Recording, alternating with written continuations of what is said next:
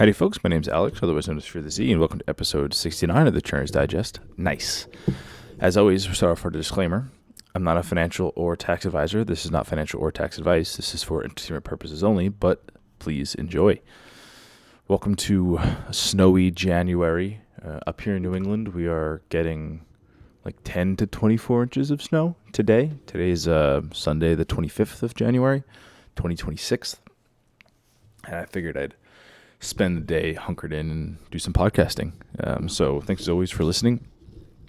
Shout out to Bleak Choo Choo.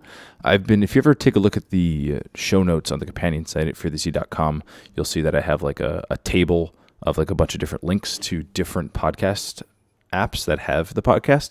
And Bleak Choo Choo provided an aggregator that just has all of them. So I think I'll just update that link to just have the aggregator, and you can go find your various podcast sites there, or find a new one that you haven't used before. I personally use Pocket Cast, and I like it a lot, but that's just me. As always, we have Patreon, patreon.com/churnerdigest. If you want to support the show, supporting starts as low as $1. You can use your small balance waiver. If you're not familiar, check out the details on the Patreon. Shout out to my brother's band, Heavy Lemon.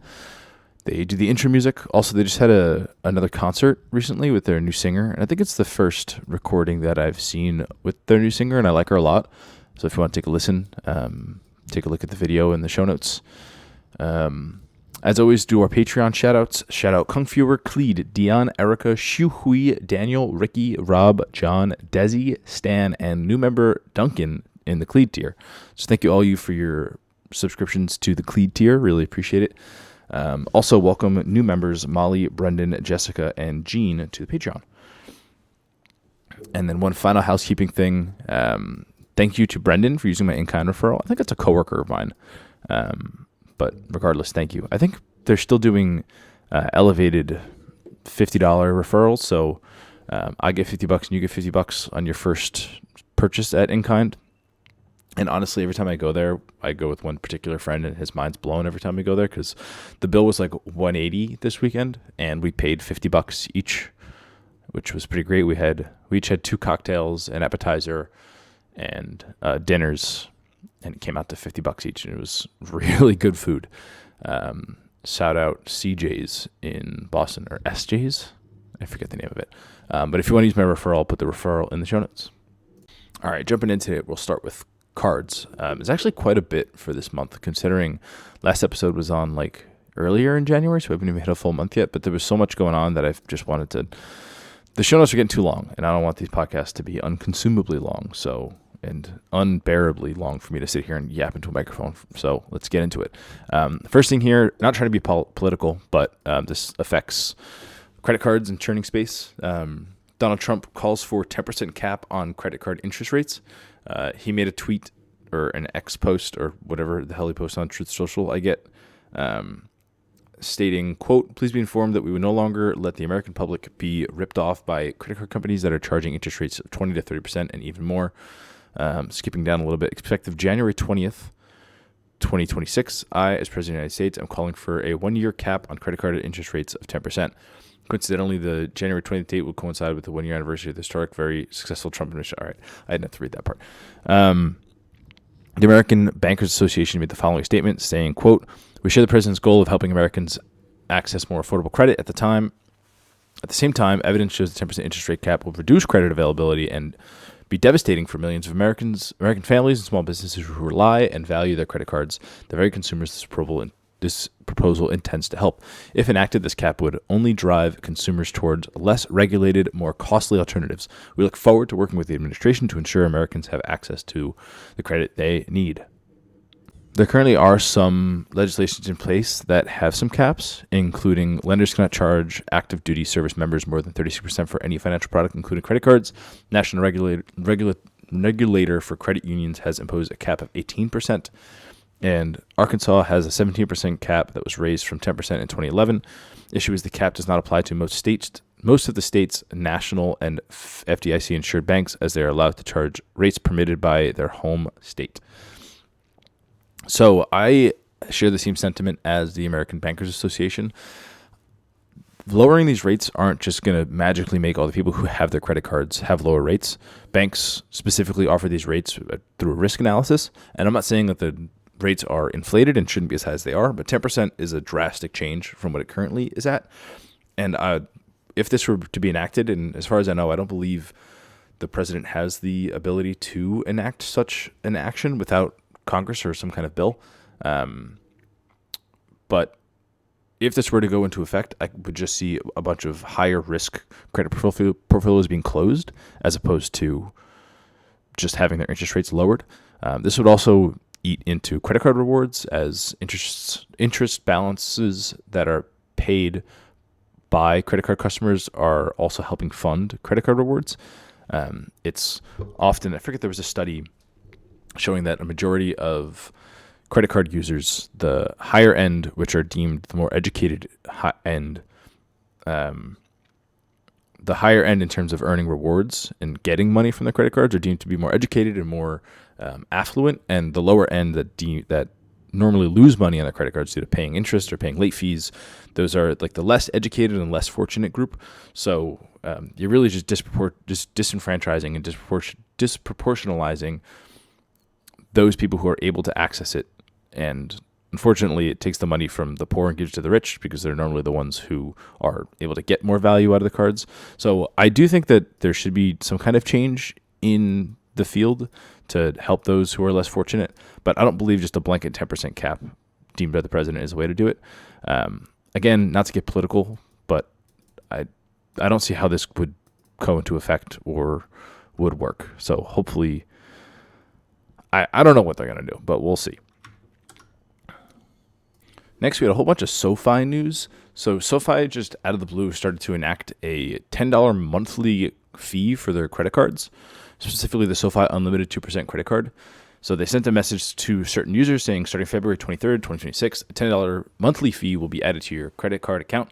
This will help us continue to provide the benefits, protection, and services that our customers expect to see from SoFi. And if you don't want it, you can close your card.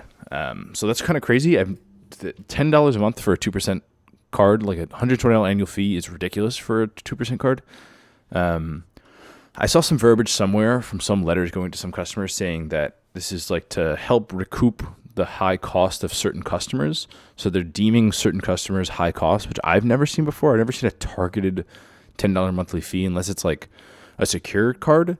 But this is like retroactively changing the card benefits that you currently have. And then they just went and canceled it. I sent another notice out saying that after further review of your account, you will not be required to pay the previously communicated $10 monthly fee schedule to take effect on February 23rd, 2026. No action is needed on your part, and you may continue to use your card without a monthly fee. If you previously opted out of the monthly fee, we've updated your account since the opt-out is no longer applicable. You may continue to use your card going forward. Your account will remain open and will continue under the current terms. We regret the confusion that the email may have caused. So, like, Psych, I guess, also had tip to Cleeds for calling this out first. Dr. Credit also had it, but Cleeds seems to always jump the gun on it and gets it first. So it looks like it's being rolled back. I guess I'm glad it's being removed, but like kind of a crazy thing to do and then a head fake. I had that card closed on me, so like I don't really care. It was inactive for like a year, so whatever. All right, next. I'm kind of dreading this part of the podcast. So Built has released their Built 2.0. First, it came out as rumors on January 2nd from Dr. Credit, as well as users on Reddit sharing they found like code in the front end that detailed the cards. So they just went and ripped the information out of there. And then there was additional information that came out, and then there were like card images that were leaked, and the cards look kind of cool. And then there was information about if there's going to be fees that are going to be associated with paying your rent. Like before, you didn't have any fees, but now there's like a fee. And then there was an official message from Kerr, is that that is his name? Like the former points guy, and Kerr Jane. He came out and like said a message saying, "I love it. There's so much conversation about the new Built card. I just wanted to set some things straight. You'll always have the option to pay your Built card with no fee," and specifically the option, they said. So people were speculating like what's going to happen if they're going to be a way to waive the fee, but there will be a fee. And then the card was finally announced, or the 3 cards it should be. So the original leaks were true. I'm just going to read the card details here as they were first announced, and then we'll update as we go. So there's 3 cards. There's the blue card, the obsidian card, and the palladium card. I think that palladium was a card previously that is no longer being used by another issuer. I don't remember who. I feel like it's Citi for some reason, but it wasn't being used, so now Cardless is using it and associated with Built. And then again, Cardless issues these cards. So the blue card gets a $0 annual fee, welcome bonus $100 Built Cash. We'll get into Built Cash later. 1x points on all spend, including rent and mortgage payments. You'll also get 4% Built Cash on all regular spend, non-rent and mortgage, and no foreign transaction fees. Next is the $95 annual fee Obsidian card. This comes with a welcome bonus of $200 Built Cash. The rewards are 3x on dining or groceries, up to $25,000 per year, 2x on travel, 1x on rent. You'll get 4% cash back, 4% Built Cash on your regular spend, non-rent and mortgage, $200 Built Cash welcome bonus. You already said that, Dr. Credit. $100 Built Travel Hotel Credit, two $50 credits for 2 halves of the year, so that's quarterly. Cellular telephone protection, and no foreign transaction fees. And in the big boy, the Palladium $495 annual fee has a $300 Built Cash bonus, as well as a 50,000 points bonus after $4,000 of spend. I believe it's in 3 months. You also get Built Gold status with the card. You get 2x on all spend, 1x on rent payments, and then you'll get 4% cash back on all regular spend, non-rent mortgage. You'll get $400 Built Travel Hotel Credit, which is quarterly at $200. $200 Built Cash credit each year as an annual benefit. You get Priority Pass. Not many details on what the Priority Pass is, and no foreign transaction fees. So the confusion where this comes from is it's no longer like a flat cash back on your rent payments. They're now introducing Built Cash. So when, this requires I need a degree in Built to understand and properly convey to you how these terms work. And it's so convoluted, I don't even want to sit through and understand how it works. So I don't want to sit here and try and explain to you how it works, because I'm probably going to get it wrong, and it's really confusing.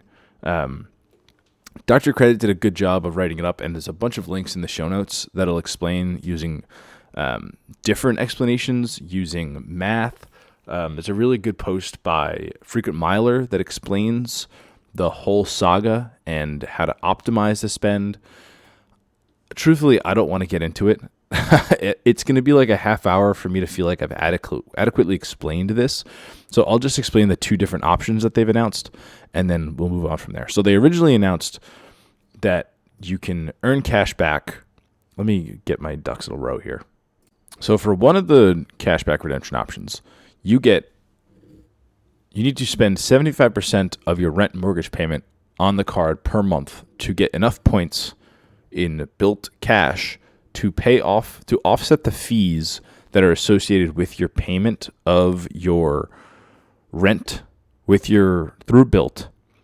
And then when you do that, you'll earn 1 point per dollar on your Built payment for your rent or mortgage. Also, mortgages are now included, and it could be an unlimited amount of mortgages, and I don't believe there's a limit to how much you can earn, but you have to earn enough points to offset the fee. It's they've made it so hard. There's 2 different currencies the card earns. It earns Built points and it earns Built Cash. Built Cash is used to pay off the fee that's associated with making your mortgage or rent payment, and you need to pay that fee or cover that fee in order to earn the 1 cent per point or 1 point per dollar in cash back for your rent or mortgage payments. Mr. French Tickler says, I need an MIT professor to explain how this works. And yeah, I'm unfortunately not an MIT professor, so I'm going to butcher the hell out of this. So that's option 1 for how to earn your cash back for your rent payments. Option 2, which they announced days after they made the original announcement of the Built changes. So the option I just gave you is the only one that was available. And then they added this new additional one where they say a simple fee-free way to earn rewards on housing. And also, it's crazy that the official posting about these rewards are on Reddit. Like, it's Anchor Jane posting on Reddit explaining the benefits of the card. So he explains a simple fee-free way to earn rewards on housing. Pay your full rent or mortgage every month with no transaction fee. Earn points on housing automatically in lieu of built cash. So the first option was involving built cash, where you get two different types of cash back, where you get built points, then you get built cash, and built cash is used to pay the fees. The second option, you earn points on housing automatically in lieu of built cash. While everyday spend will not earn built cash, you will still get your annual or welcome built cash credits with the card. And we'll talk about that in a little bit, but built cash can also be used for other things, but there's like super low caps on what they can be used for. The more Arjun goes on to say, the more you use your card for everyday spend, the higher your points multiplier on housing, now up to 1.25x. So there's a table here, points on housing and minimum everyday spend as a percent of your monthly rent. If you spend 25% of your monthly rent, you get half a point per dollar spent on your housing payments. If you spend 50% of your monthly rent, you get 0.75% in points on housing. If you spend the same or more as your monthly rent, you get 1.25x. And if you spend at least 75% of your monthly payment, you get 1x. So it's like basically the same thing, but you don't get built cash and you instead just get directly the built points.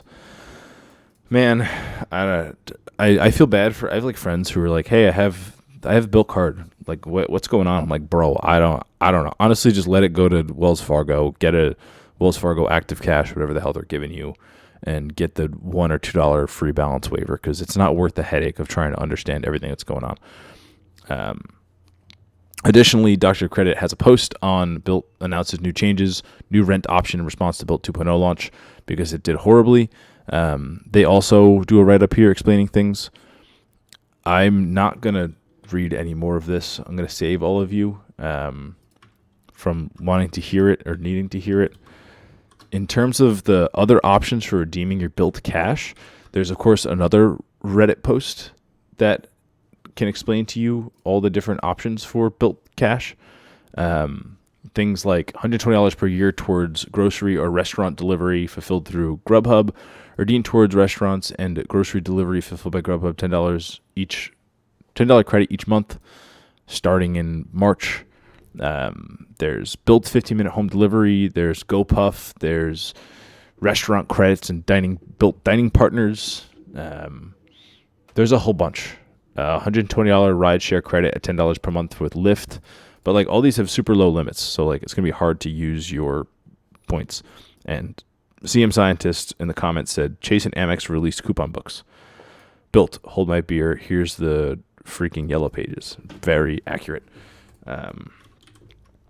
So I don't know. They made things really, really, really convoluted, and like I'm someone who is an optimizer, and like I'll go through hoops to like maximize things, but those hoops extend at like I have a card that's for utilities. I have my City Shop Your Way card or City Thank You card where I'll meet $1,000 spend per month and I'll get like 15% off, 15% cash back on the purchase. But like when I have to optimize my spend on my card to be 75% of my rent payment has to be made on my Built card that doesn't earn great multipliers, and now I'm just getting an extra 1% in Built points for that rent payment. Yes, I wouldn't have gotten it anywhere else, but now I have to like track my total spend in the month and determine how close I am to getting my total Built fee for my payment to be covered by Built cash. You lost me, guys. I was hoping it would be at least usable, but like it's really difficult to make it worth it. And like if you're a super big optimizer, like hey, maybe this is a dream come true for you. Maybe you like worrying about this, but this has gone to the point where my head's spinning and I don't feel comfortable covering the details enough to explain to you. So please take a look at the very many links in the show notes and determine what you'd like to do for your choice. Good Lord, I'm glad to be overbuilt now. All right, off to City World. City has a in-flight offer that is for their City Advantage Platinum Select Card, World Elite MasterCard for 80,000 points for spending $1,000. Pretty good bonus. I think it's kind of close to as high as it gets. I'm not sure if I've seen higher than 1,000. It's higher than 80. Normally it's 75, so this is pretty decent. It looks like the spend is just $1,000. Is this a link to a comment? Let's see. On AA flight from user JetCruise0707, same flight offer for the City Plat that ran from October to December, shows an end date of 3/31/2026 on January seatback literature and on Apply AA card in-flight website. And the 6-digit code of 6 zeros works if you want to just use that. Next, in City World, they have a targeted bonus for an extra 1,000 thank you points. This is specifically for the double cash. This user is reporting Lift Broski.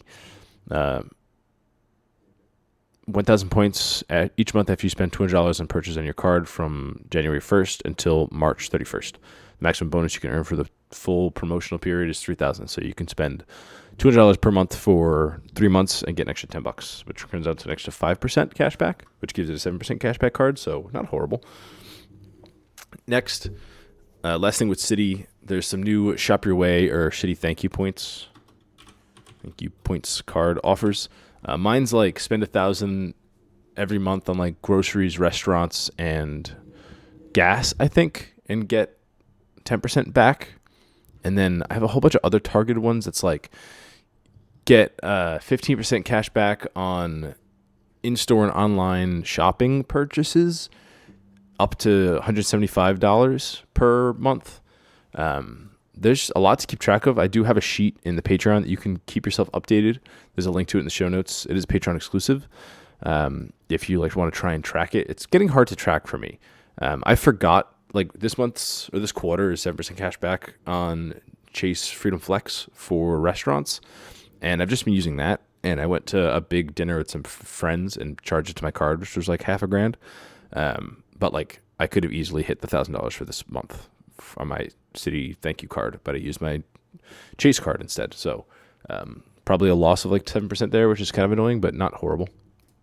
Next, Dr. Credit posted a new 6% back card for Origin Labs, which is an AI shared treasury card. I signed up for it simply to just get the card because I like getting these like cards that probably come out and are vaporware and nothing ever happens. You earn 6% back in the form of their like stable coin. And then you have like a share in this shared treasury, whatever that means. I would not use it long term, but hey, I signed up and why not? It's called Origins Lab. I don't know. They say that like your spend is powered by AI, whatever that means. Why 6% is possible? This isn't funded by a bank, marketing budget, or gimmicks. It's powered by a shared treasury connected to the growth of the AI economy, whatever that means. As AI expands, the network grows. As your network grows, your share gets stronger. Everyone who participates benefits together. Sounds like a Ponzi scheme, but okay.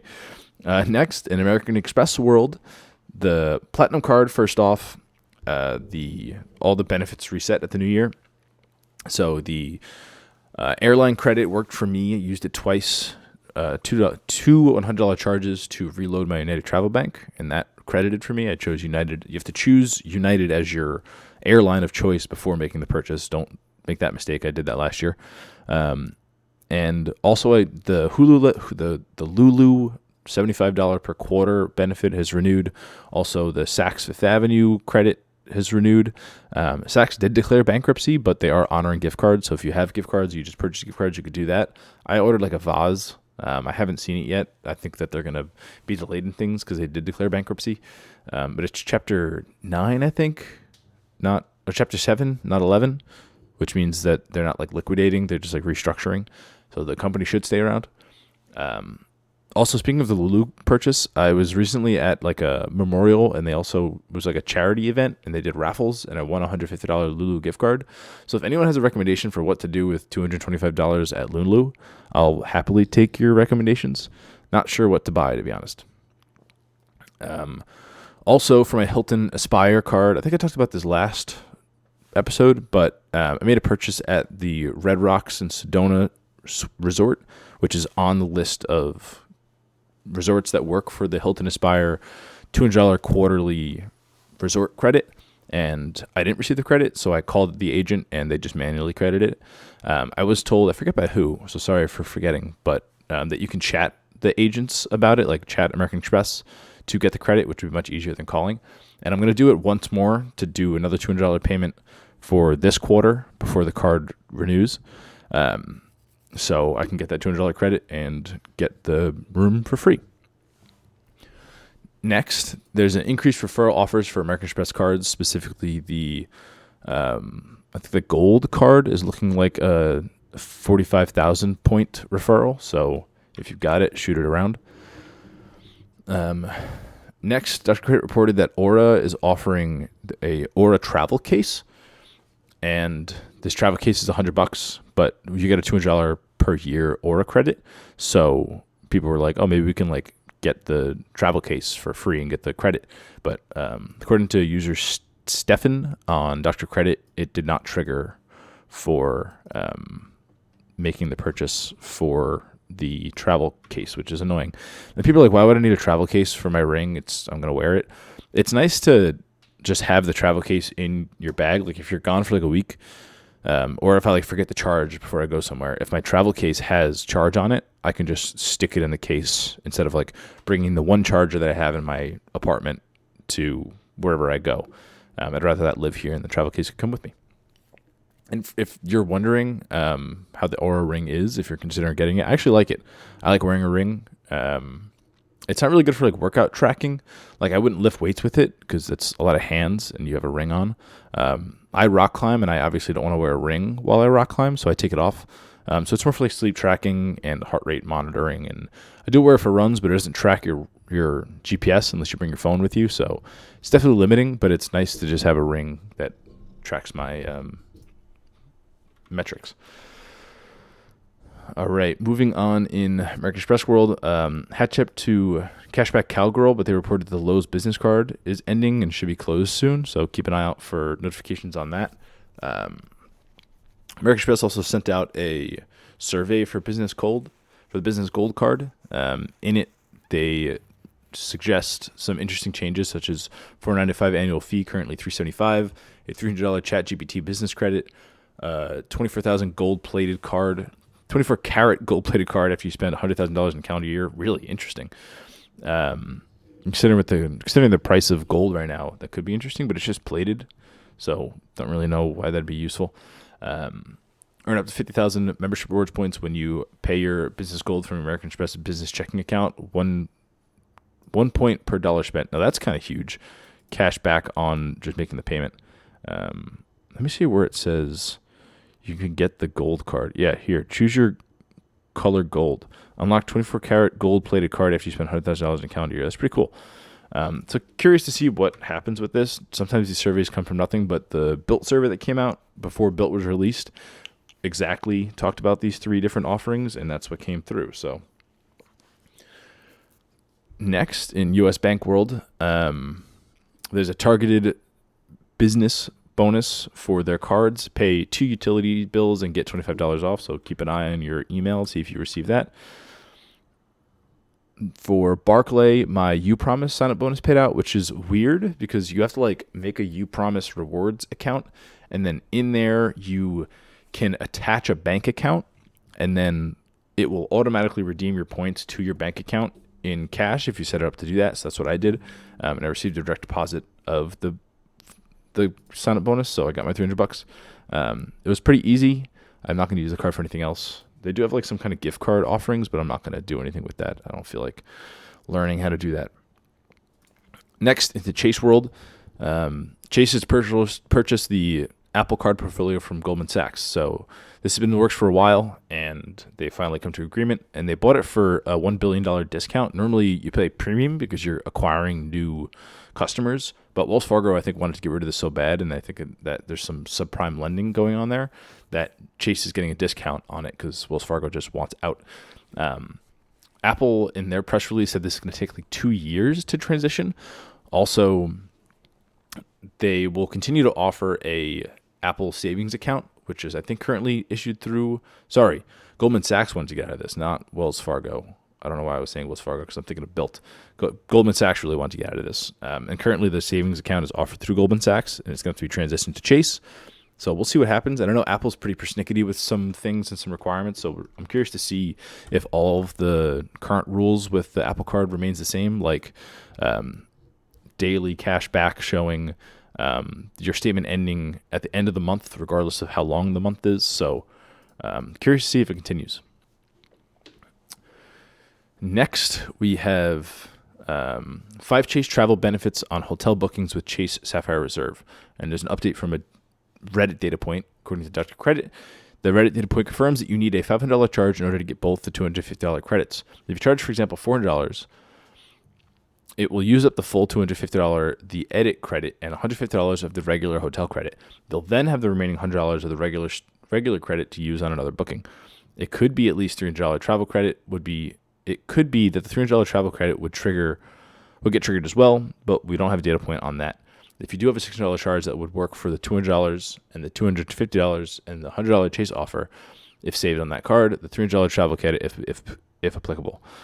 I'm getting lost in these coupon books, man. I don't know about y'all, but I mean, it's like kind of my job to keep track of this stuff, and I'm having a hard time keeping up. They're really going the coupon route, dude. It kind of hurts. Next, the Chase British Airways has a credit card as a 90,000 point bonus after spending $5,000 in 3 months. And these work on Aer Lingus and Iberia. The fee is $95 annual fee, not waived. Chase's 524 rules do not apply for this card. Very interesting. Card earns at the following rates: 3x on Avios per dollar on British Airways, 1x on Avios for all other purchases, and Chase does not match offers. Recently, this bonus was 100,000 points, but this requires 7,500 in spend. This is 10,000 points less, but $2,500 less in spend. I suspect a lot of people will prefer this offer, but I could be wrong. All-time highs were 100 for 5K and 125 for 20K. We haven't seen those in a long time. If you think it's worth using a 524 card slot, then I would recommend signing up, and we'll add it to our best bonuses list. Thanks, Doc, as always. The card looks kind of interesting. It's like sort of a lattice look. You know what I mean? It's like a metal lattice. It's kind of interesting. I haven't seen it before. Also, don't have that card. If you have it, please submit it. Next, affiliate links are reporting that the Chase's eligibility for sign-up bonuses for the Chase Sapphire Reserve and Preferred are live, and it's no longer just this internal memo that was referenced. So previously it was announced through an internal memo that was leaked, and now affiliate sites are no longer referencing the memo, but they are still saying it's valid. So Dr. Credit's assuming that it's confirmed by Chase. And although they are referencing a 1/22/2026 date, I don't see that change as live on the links yet. Just to clarify again, this rule, at least on paper, is loosening prior restrictions. A few months back, they introduced a lifetime limit, which combined Chase Sapphire Reserve and Chase Sapphire Preferred. You can get 1 bonus per lifetime, whereas now there's a lifetime limit for Chase Sapphire Reserve and Chase Sapphire Preferred separately. You can get each one once per lifetime. So a good improvement for us turners. Next, there was an issue over the weekend. I'm not sure if it's resolved yet. That Chase Southwest points were not posting. So people were transferring points from Chase to Southwest, and Chase was saying, yeah, we transferred it. And then Southwest was saying, yeah, we received it. We don't know why it's not showing up on your end, but kick rocks. So as someone who works at a larger bank, these things happen. Normally it's like the people who wrote the original code was like 10 years ago, and they've obviously left and moved on to bigger and brighter things because you have to constantly be pushing out new code and making new features for you to justify your job. And then you assign interns to do the technical support for these old things and don't understand how it works. And then everything breaks and the intern's like, well, I don't know how any of this works. So they sit and try and figure out where it went wrong. So it'll be fixed eventually. Hopefully, normally, I'm not really concerned with it. But it stinks for those that have been affected. Next, user by the name of You Are the One for Me shared on our churning a list of top purchase volume in billions of dollars based on issuer from the Nielsen's report. So this is specifically for 2024. So in 2024, the top issuers by purchase volume is Chase, American Express, Citi, Capital One, Bank of America, and then Discover. Chase is at 1.3 or 1,344 billion. So what's that? 1.3 trillion in purchase volume in 2024. American Express is at 1.1 trillion. Citi's at 6 trillion. Capital One at 6 trillion. No, Capital One at 600 billion. Sorry, let me start again. Chase at 1.3 trillion. American Express at 1.1 trillion. Citi at 600 billion. Capital One at 600 billion. Bank of America at 500 billion. Discover at 200 billion. So if you then combined Capital One and Discover, because this was announced, these numbers are from before their merger. Capital One now falls third after American Express and before Citi. So it goes Chase at 1.3 trillion, American Express at 1.1 trillion, and Capital One at 800 billion. Crazy numbers.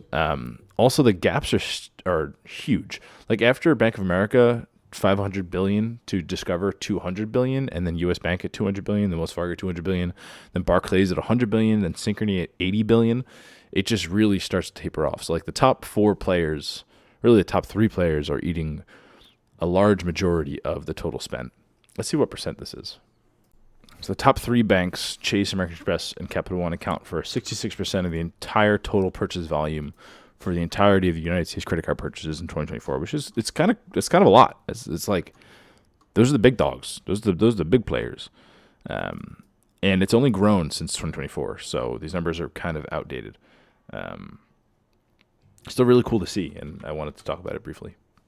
Next, Dr. Credit. I didn't realize had this, but they reposted the what doesn't and does trigger for the PenFed Pathfinder Rewards Visa $100 airline credit. So this card's pretty good in that it comes with a $100 airline credit, which is supposed to be used for baggage fees, flight changes, in-flight food, etc. But it has been working for things like an Alaska flight, Alaska or American Airlines gift card, which is what I use for Bank of America Preferred Rewards Elite card that also comes with a similar credit, Delta gift card, United Travel Bank. This card also comes with, if I'm not mistaken, TSA PreCheck, and the card doesn't have an annual fee, which is kind of crazy for a card. You can get some pretty good value out of it for a no-fee card, especially if you're in their footprint. Next, over to Discover Capital One World. There's a targeted $10 off $100 purchase for your Discover card if you use a Google or Discover virtual number. I think I received this and never did anything about it because I just got lazy and forgot. Next, there's another one that's use your mobile wallet and get $20 bonus when you spend $100 with your Discover card. I'm curious if these things will continue after the full transition to Capital One happens. I think from what I've seen, they're trying to keep them kind of separate.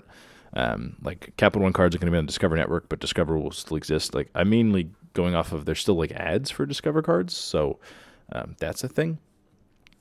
Also, Capital One announces that their new Charlotte Douglas International Airport will be 14,000 square feet and will be open sometime in 2027 or 2028 after inevitable delays. Capital One lounges are pretty great, so I hope it opens up. Not that I go to Charlotte often, but any additional offerings are nice. And then speaking of this combination of Capital One and Discover, Discover is no longer accepting deposit account applications. So this includes their Discover savings account, and I think their Discover debit card, which has 1% cash back, which if you go back into a previous episode number 53, episode 53, you can see where you can get a free $30 a month from using that card. But they're closing the applications for that, so that's sad. Capital One doesn't offer a cashback debit card. I'm curious to see if anything is offered similar to that from Capital One Discover combination, but I doubt it. And I'm curious to see what happens to those that have the account, like myself. In addition, speaking of this cashback feature in the debit cards, you used to be able to redeem your cashback to your Discover credit card, but that's no longer an option. I would just redeem it as cashback anyway, but I think that makes sense since they're trying to consolidate things. I think at some point the Discover app will go away and the Cash and the Capital One app will be your new app, but that hasn't happened just yet. Next, the Capital One Venture sign-up bonus has been increased to be a $250 statement or $250 travel credit to be used within a year and 75,000 points when you spend $4,000 in 3 months. So pretty good offering. The highest they've ever offered is 100K points, just straight up, instead of the 750 and then a $250, the 75,000 bonus points and the $250 credit for travel. So this is a great card. You can see if you're pre-approved too. Make sure you're only have 2 credit reports unfrozen. You can leave 1 frozen. Capital One will just pull the 2 and leave the 1, so you might as well avoid one of the hard pulls. But it's a good card to get for sign-up bonus, then probably just close out. And then a quick thing to remember, Capital One changed their family rule for credit card bonuses. It's like tiered, so if you get the Venture X bonus, you can't get the Venture or Venture 1. But if you get Venture 1, you can still get Venture, and then you can still get Venture X. So if you go for the Venture for the offer we just talked about, you can then go get the Venture X later. And it's 48 months. So I'm coming due, I think, on 48 months for the sign-up bonus for the Venture X. So maybe I'll let my card hit that date, close the card, and open it up again. Maybe. We'll see. Next, Capital One is going to acquire Brex for $5.15 billion, which is a pretty large cut from their valuation back in 2022, which was at $12.3 billion. Brex is like a fintech app for managing corporate spend and finances and travel and expense reports. It's a good acquisition for Capital One. They've just spending money all over the place, acquiring Brex and acquiring Discover. This will just be good for their small business arm, so not really an effect for us, but still want to talk about it. Dr. Credit reported that some various financial institutions that are offering a Consumer World MasterCard with $500 bonus when you spend $5,000 in 3 months. Some examples include Bank of Clark, Midwest Bank Center, Citibank, CITY Bank, and Bank Independent. So the card is a $95 annual fee, waive the first year, 3% points on travel and dining, 2% on gasoline, and 1% everything else. You can check to see if some of your local credit unions offer this. It's a pretty decent offer. You can probably go for this if you have like some crazy recent applications. I don't think you're going to be approved, which we'll talk about in a little bit here for some options for some some credit card bonuses to go for. I need to speed things up because I am yapping away at 40 minutes in. Next, Retzel Federal Credit Union categories are now available. So they've changed from what they offered before, which was 5% back on groceries, or 5% back on restaurants and gas, 3% on groceries. I think groceries and wholesale, like discount stores, wholesale stores, maybe pharmacies, and then 1.5% on everything else. And they changed it to 5% rotating that you have to elect. 2% back on groceries and 1.5% on everything else, which is a downgrade if you ask me. And looking at the options that are available now for next quarter, definitely a downgrade. The options are Amazon, travel, hotel, and rental cars, and home improvement. Not even restaurants. I was hoping that would just remain always, or gas, which was the options before, and they're fully gone now. So thanks a bunch, Redstone.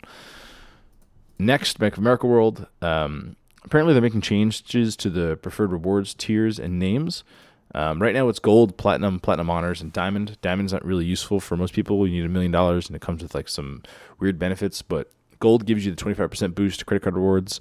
Platinum gives you 50% boost to credit card rewards, and platinum honors gives you 75% boost on credit card rewards. Platinum honors starts at 100K, platinum at 50K, and gold at 20K. So the new tiers are member from 0 to 30K, preferred plus from 30K to 100K, and then preferred honors from 100K to $1 million, and then Premier is $1 million plus.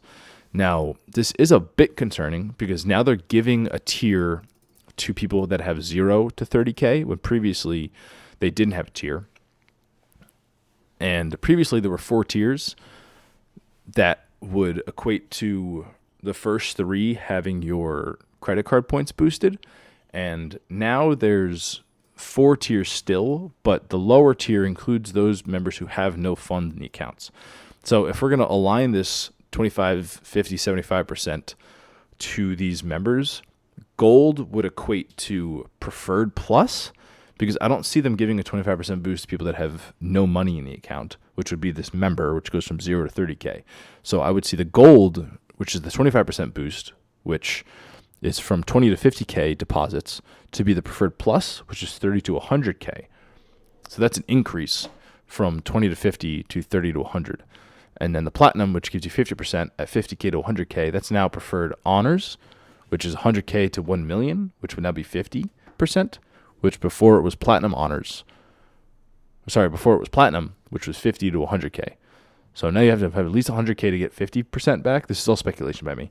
And then Premier, which is the million plus, that's where the 75% would line up with. But Diamond was their million plus before, and Platinum Honors, which was 100K to 1 million, which is now preferred honors, that's where the 75% fell. So I'm kind of concerned if they elect to put the 75% in the million category. It's going to be a huge change to what I offer people to open for cards, what my credit card usage is. I use my Premium Rewards Elite card because I get 75% back to my cash back, which brings my 1.5x on all spend to 2.625%, and then my restaurants at 2x to be 3.5x, which is nice. And also my customized cash to go 5.25% cash back on my categories. I have 4 of them. So if that's reduced to 50%, that goes to 4.5% and like 2.25% on all spend, which is a pretty big downgrade for me. So I guess time will tell, but we'll see what happens. I'm not looking forward to it. Next, Bank of America released their Flying Blue Bank of America card, or at least a new design for it. The card is changing from a MasterCard to a Visa card at the end of March. New benefits of the card are now live and went live yesterday and are 3x on dining. 80 XP annually if you spend $15,000, another 60 XP annual if you spend $25,000. All other benefits remain unchanged.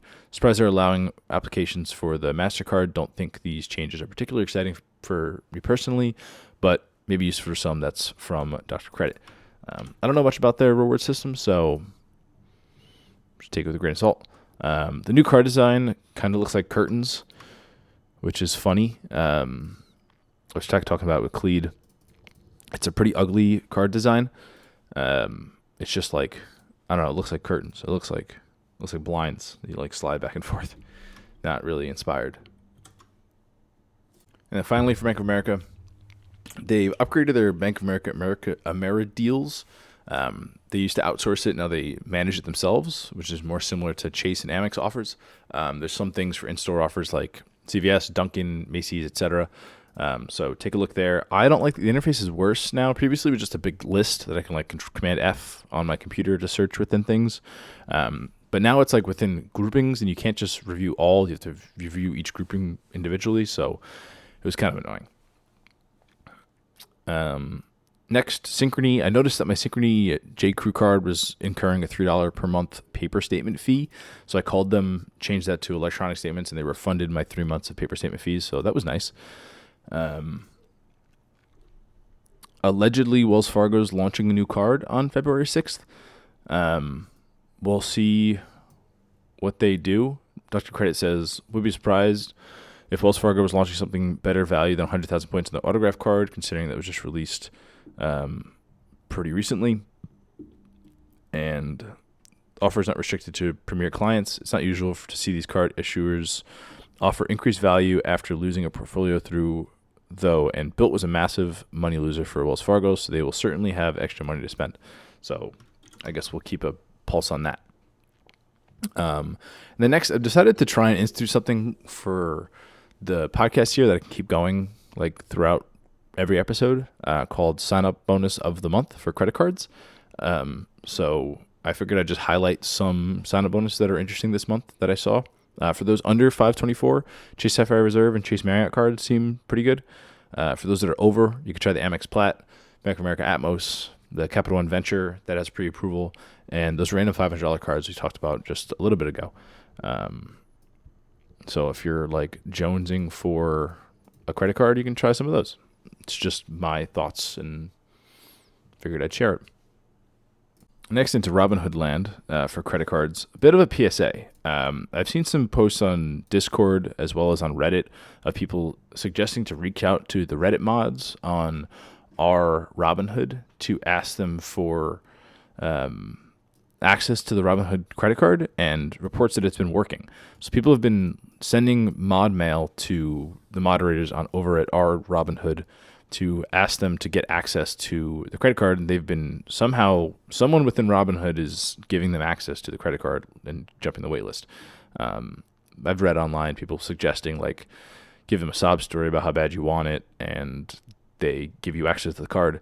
And before reading that, I saw on our Robinhood a message from the moderator saying Robinhood appreciation thread, which was an interesting message to call the title, but it's tagged as sorry, my language is what it's being tagged as a shit post. This is from a moderator of our Robinhood, and basically they've said that since about 2024, but in mid 2025, that they started to notice people have been DMing private information to moderators of the R Robinhood subreddit, which, by the way, is not affiliated officially with Robinhood. The description of the subreddit is unofficial subreddit for users of Robinhood, the commission-free brokerage firm, and those who are new to investing in general. People have been DMing themselves their private information, including account numbers, social security numbers, full names, addresses, etc., to the moderators of our Robinhood. And this post is just calling out that A, Reddit messages aren't secure and anyone on the mod team can read them because it's in mod mail, and B, that Robinhood has not said that they should. Someone in Robinhood somewhere is telling users to message the moderators with their private information and is then granting people access off of the wait list for the Robinhood credit card. So this is just a PSA for me to stop doing this. I would not risk my private information to a bunch of Reddit fedora-wearing moderators. I think they'll take that in jest.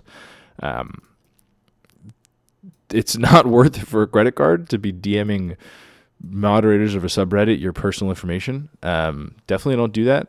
They've started to shame people by username that are reaching out to them, and there's over a dozen people that are sending personal information to ModMail. So stop doing that. Next, Robinhood updated their terms to exclude earning rewards on bill pay transactions such as rent and housing payments. So people were talking about, like, could I just use the bill pay platform to pay for my rent payments and get 3% cash back and offset the fee? But Robinhood's super strict on what they award credit card points for. And I just read a story where someone made a $800 water bill payment, like a $5,000 tax payment, and got an email from Robinhood saying, hey, your recent transactions don't align with our terms of service. You're reducing your cash back to 1% for an entire year. So don't try and push it with Robinhood card. 3% cash back is already good enough. Don't try to game it even more. Next, I saw an interesting credit card from a credit union that was posted by Ann Golden Apple. Ocean Air Epic Rewards card. It's not geofenced to California, and you're able to get around it by joining the American Consumer Council. A 1% foreign transaction fee, but has no spending restrictions or point caps at an effective 0.95 cents per point. 1 cent per point with a flat $5 fee every time points are redeemed. Max 10,000 points redemption. 5x on gas and travel, including flights, cars, and hotels, and rideshare. 4x on wholesale. 3x on restaurant and groceries. 2x on utilities. And 5x on everything else. That's pretty great. And it's a Visa card, so it can work at places like Costco. There's some previous discussion as well. Let me read this.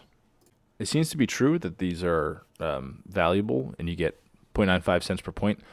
People are just calling out that you can do better with a sign-on bonus, but this is good for like long-term spend if you want to capture that spend. And then next, final thing with credit cards, Dutch Credit reported that Kudos Portal is giving $100 to $150 bonus when applying for many popular credit cards on their site. So take a look and see if there's anything there. Things like Chase Sapphire Preferred, American Express Platinum. So if you're going to apply for a card, might as well go through Kudos. All right. Next, we're into class actions territory. So first one, Dr. Credit posted a beef class action settlement where you can be eligible to redeem or get some monies out of a almost $88 million pool for people who purchased any listed beef products of personal consumption between August 1st of 2014 through December 31st of 2019. You might receive will be prorated based on how much of the beef you purchased during the class actions. Let's see if you have to submit a receipt. Supporting documentation is needed for this beef settlement. So I don't have any receipts of beef that I've purchased between 2014 and 2019, so I'll be skipping that. But if you for some reason have receipts of the beef you've purchased, go for it. Next, last month, I talked about Oatly and me having to be a lawyer and get all my documents in order and create a table for them. And they responded to me and saying, "Dear claimant, the Oatly Settlements Class Claims Administration is in receipt of your request to review our claim and determine that your claim is not eligible to receive a distribution from the settlement fund in the above action." That sentence took me 4 times to read. They're saying, "We received your request to review your denial. Your claim has been reviewed, and the email is to notify you of the determination made for your claim. Thank you for supplying the additional documentation for your claim. The documentation was sufficient to validate the claim. The determination has been made that the claim is no longer rejected. The claim has been recalculated according to the court-approved plan of allocation when your net settlement fund is distributed. If according to the plan of allocator, your recognized claim is sufficient to generate the minimum check amount, you will share in the distribution of the net settlement funds." So that was a great email to receive. I don't know, that felt good that I am eligible for it. I'm curious to see how much we get. I think I lost a few $100 on the stock, so I don't know how the hell they're going to determine what they're paying out, but let's see. Next class action is Kaiser Privacy Breach Class Action Settlement. Kaiser Permanente members who access the authentication pages of their website or mobile application from November 2017 to May of 2024. Settlement pool is $46 to $47.5 million, currently estimated to be $20 to $40 per person. Deadline is March 12th. Let's see if there is a receipt required. So for this one, you have to submit your email, and they'll tell you if you are eligible. So I've submitted my email. Let's go to all mail, because sometimes that goes to spam. And let's see if I got anything. Loading. I have not received anything. So it looks like I'm not eligible for this, but you can put in your email and see if you're eligible. You have to request a claim code, which is where my email went. Next, there's an update on the Amazon Prime $2.5 billion settlement. For this, the claim portal is made live. You have to have a claim ID and PIN that would be sent via email or mail to file your claim. So just keep an eye out for those. So it looks like you will have to personally request it. Next, into the deals category, we had 2 lightning deals, both expired.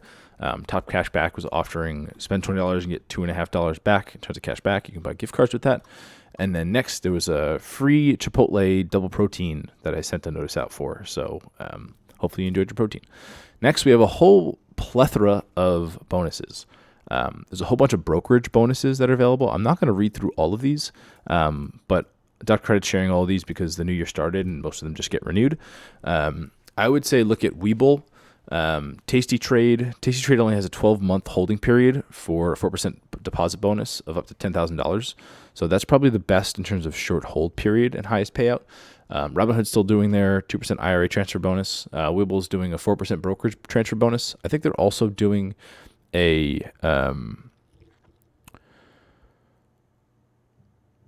referral bonus, which my referral's in the show notes if you're interested. Let's see. JP Morgan Chase is also doing a self-directed invest in bonus of $1,000 when you deposit way too much money. First Trade is also doing a 3% IRA contribution match, 2% transfer bonus, but that is a 5-year hold. SoFi is doing a $150 bonus via Finder. eToro is doing a $500 crypto bonus if you deposit $5,000 and a $30 referral bonus. I tried to sign up, and I think they wouldn't approve me for an account. Webull is doing their 3 to 3.5% IRA transfer and contribution match. Zacks Trade is offering $3,000 for a broker's bonus, but has no holding period. That one's a bit odd. I haven't heard of Zacks Trade before, but they are like an official brokerage, so you can try for that bonus. Public Brokerage is offering 1% unlimited match for a 5-year hold, and Victory Capital is offering a $1,500 bonus for 1-year hold. So if you're in the market for some brokerage bonuses, now is a really good time to go and take a look at what's out there.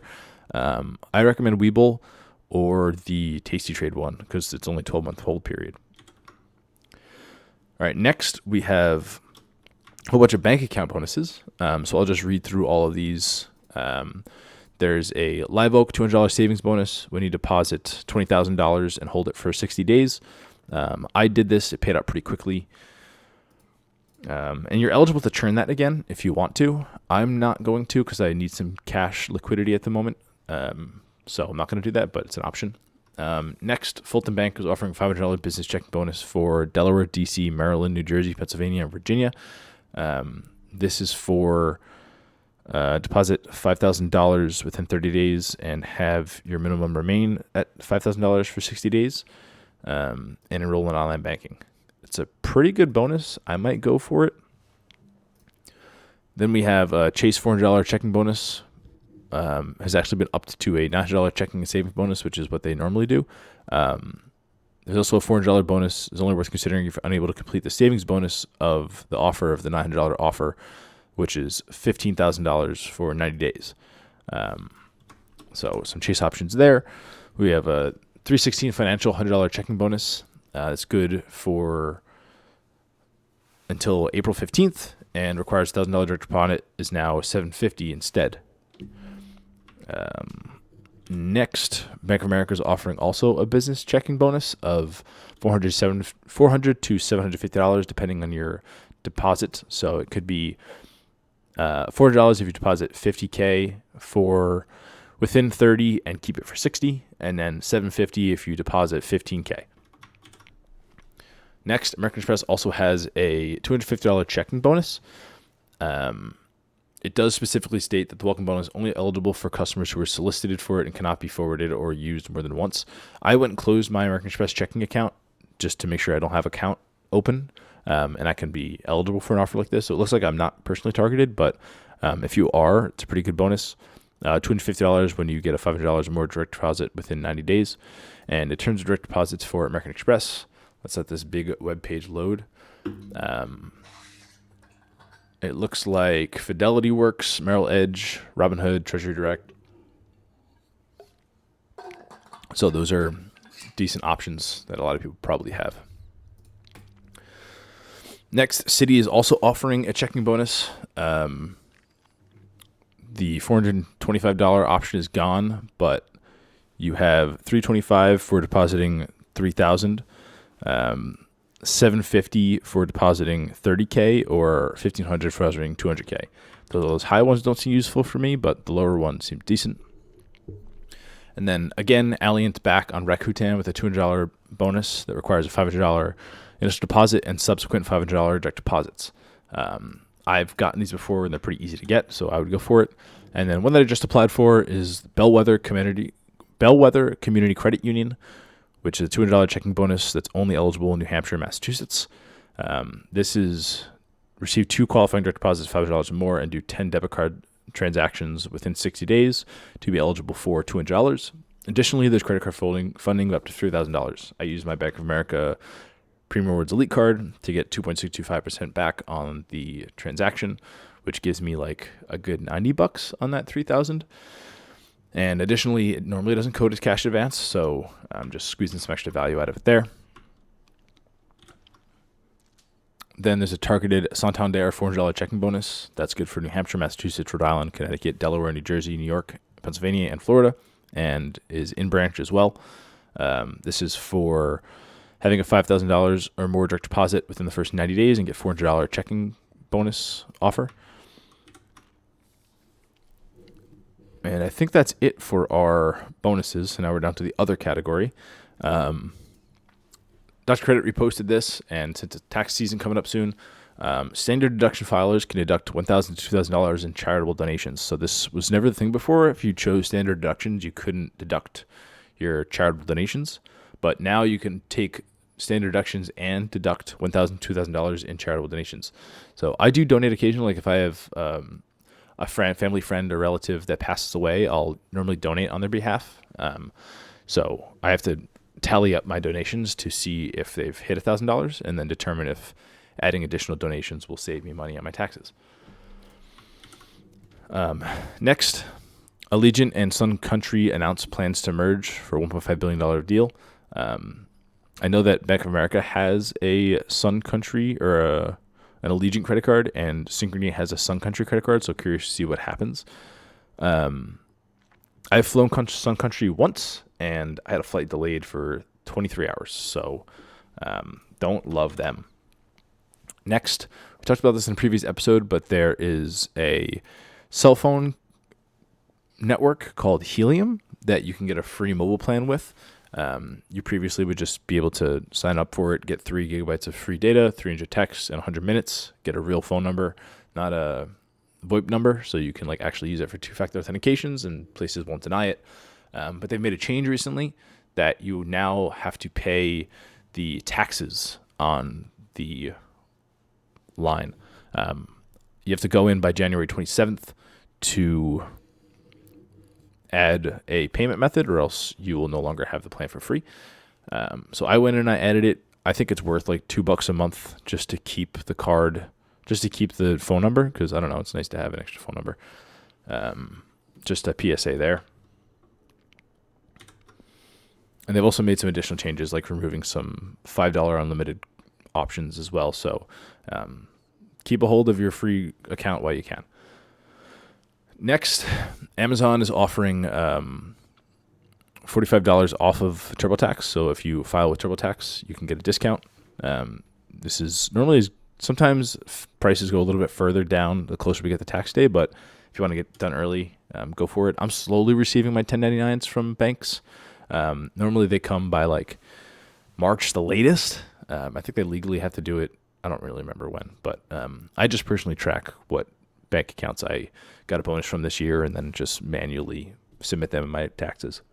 And then finally, there was a massive Verizon outage a few days ago, I think last week, to the point where for an entire day on January 14th, all of Verizon was down for the East Coast. So they're starting to give out a bunch of credits to people that were affected to try and save face. So shout out to Packer Fan who gave me their data point, but they opened up a relationship with Bank of America, with Verizon on January 2nd, 2026. So they're brand new. They received a one-time credit of $108. They received a one-time credit of $100 per line, and they have 6 lines. That was $600. They received a $20 per line per month credit for 12 months, which comes out to $1,440.